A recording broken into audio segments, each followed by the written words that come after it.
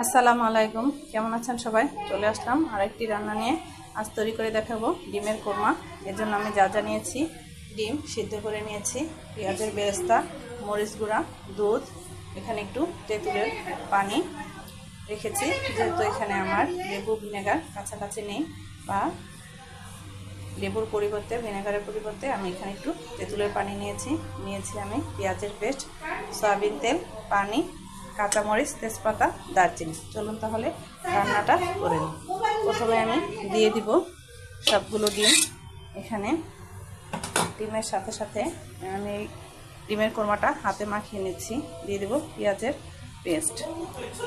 পেঁয়াজের পেস্টের পাশাপাশি দিয়ে দিব হলুদ মরিচের, এখানে হলুদ না, এখানে দুধ আর মরিচের গুঁড়াটা।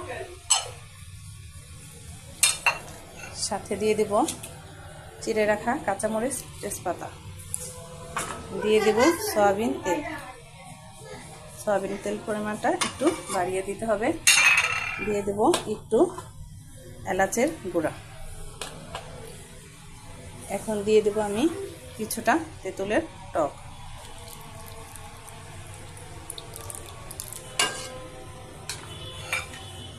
সাথে দিয়ে দেব লবণ। দিয়ে দিচ্ছি লবণ পরিমাণ মতো।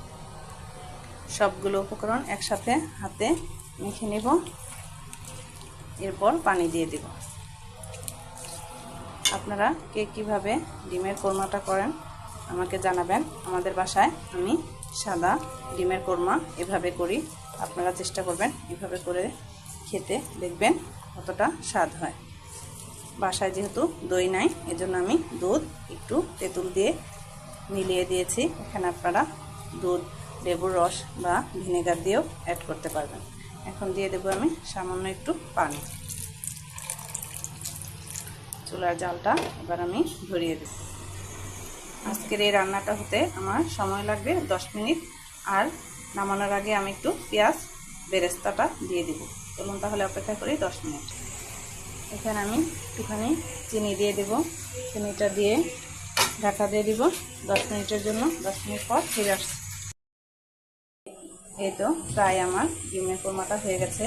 আজ আমাদের বাসায় চাচি শাশুড়িরা সবাই আসবে, এর জন্য রান্না চলছে।